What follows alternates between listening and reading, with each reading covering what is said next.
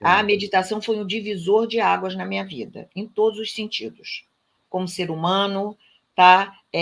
O que é compaixão, como é que eu comecei a olhar o outro, sabe? Legal. Ela desperta aí, já é provado cientificamente que realmente ela acessa o nosso lado do cérebro da compaixão, da alegria, né? Da criatividade. Mas o que foi, além da ansiedade, que já é uma coisa maravilhosa, você conseguir ficar menos ansiosa, né? Porque você menos ansiosa, você consegue lidar melhor com as situações, você consegue ver as coisas como elas são, né? A ansiedade atrapalha muito. Mas, fora isso, eu tinha duas situações, eu vou dizer que até que de saúde mesmo. Uma, eu tinha uma enxaqueca crônica que me acompanhava desde os 12 anos de idade. Era tão grave assim que eu fui a médico, meu pai me levou a médico, né? E eu tinha que ficar no quarto escuro com batata gelada na cabeça e não tinha remédio que dava jeito. Aí, quando estava demais, que era uma coisa assim insuportável, eu ia para uma clínica que tinha perto, eu ia para o hospital e me dava injeção na veia. Nossa. Para passar a dor, Caramba. sabe? Era uma coisa, porque dava enjoo, mal-estar, dor. E aí, quando eu comecei a praticar meditação, como a meditação ela te dá um conhecimento muito grande dos seus pensamentos, das suas emoções, do que você sente, dos seus movimentos, de você fisicamente, fisiologicamente, eu comecei a perceber o que acontecia comigo antes da enxaqueca chegar. E aí eu percebi que antes da enxaqueca chegar, eu falava muito rápido, eu começava a falar muito rápido, eu ficava irritada e com uma fome louca. Nossa. E aí comia? Magra, eu sempre fui magra, e uma fome louca. Aí eu falei, gente, aí o que eu fazia? Quando chegava o sintoma, eu já tomava um comprimido, porque depois que a enxaqueca se instala, eu tomava um coquetel e não adiantava. Eu tomava um único comprimido, a enxaqueca não vinha. Aí ela parou de vir. Aí eu falei assim, gente, eu tenho que descobrir qual é o gatilho. Legal. Aí eu continuei meditando, mas eu não meditava assim, agora eu quero descobrir qual é o gatilho. Não, eu comecei Legal isso. meditando, normal, eu não sei nem quanto tempo levou tudo isso. Aí um dia eu tive um insight. Durante a meditação, eu tive um insight. Assim, veio do nada, que meditação tem isso, né? Vem um pensamento, umas coisas às vezes sem querer, não é para você ficar naquilo, mas vem um insight que depois você vai olhar aquilo, né? E aí eu percebi que eu não podia ser contrariada. Que toda vez que eu era contrariada, vinha a enxaqueca. Eu comecei a perceber isso no meu dia a dia. O insight até nem foi esse. O insight foi depois. Eu percebi que eu não podia ser contrariada. Falei, gente, nós somos contrariados da hora que a gente acorda até a hora que vai dormir. Não tem jeito, né? Que dificilmente as coisas acontecem do jeito que a gente programa, do jeito que a gente gostaria, né? E eu não podia ser contrariada em nada. Cortava o cabelo, não ficava bom, dor de cabeça. Do meu jeito, dor de cabeça. A unha estragava, dor de cabeça. Era assim. Olha o nível, dor de cabeça. Caramba. Aí sim, aí depois eu tive um insight, porque eu disse, gente, mas de onde vem isso? E aí eu descobri. De onde que vinha? A minha primeira grande contrariedade foi justamente nos meus 11, 12 anos, quando os meus pais se separaram. Caramba. Que dar-se conta, né? Nunca mais eu tive enxaqueca na minha vida. Uau. Nunca mais eu tive enxaqueca na minha vida. Acabou. Cara. E uma coisa interessante que tem que ver, tem pessoas que falam assim, eu pratico meditação quando eu estou mal. Porque aí acalmo. Eu pratico de vez em quando. Não é assim. Se eu não Não é tivesse a assim. disciplina de praticar diariamente, eu não ia chegar a isso. Eu não ia descobrir isso. Não ia. E excelente, excelente, excelente. E você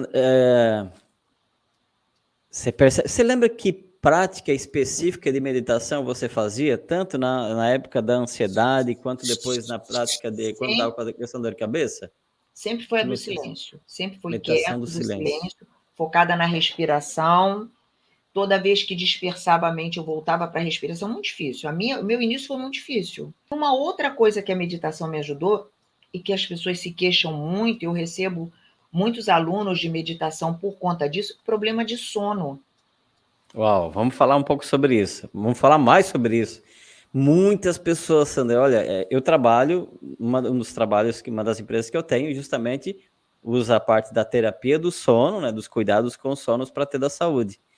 E é impressionante a quantidade de pessoas que dormem muito mal e, por consequência, têm uma má ou péssima qualidade de vida. É verdade, é verdade. Então, eu tinha um problema de sono também que me acompanhou durante muitos anos. Eu dormia, eu ia deitar, e na hora de deitar, que é uma hora de você relaxar e se entregar àquele momento, não. Era a hora, como a maioria das pessoas, que eu pensava em tudo. No futuro, no passado, entendeu? E o que que acontece? Quando você está com todo o pensamento, ele traz junto um sentimento, uma emoção. Todo. Então, se eu estou ali com o pensamento do futuro, geralmente no futuro, o que que traz? Ansiedade e medo. Medo que gera ansiedade, porque o futuro ele pode ser assustador, ele é sempre um ponto de interrogação, porque por mais que você planeje, você não tem menor garantia de que aquilo vai concretizar, menor, né? Então, é extremamente cria uma ansiedade muito grande. Se você vai no passado, é culpa, é ressentimento, é mágoa. Ah, mas a gente não pode lembrar de coisas boas do passado? Pode, claro, entendeu? Mas está no passado. Você traz para cá uma emoção, um sentimento que não tem a ver com o momento presente. Então, o que que acontecia comigo? Minha mente ficava tão a mil, meus pensamentos na hora de dormir, e meu corpo tão cansado que eu dormia, mas a impressão que eu tinha é que a minha mente não parou, meu cérebro não parou.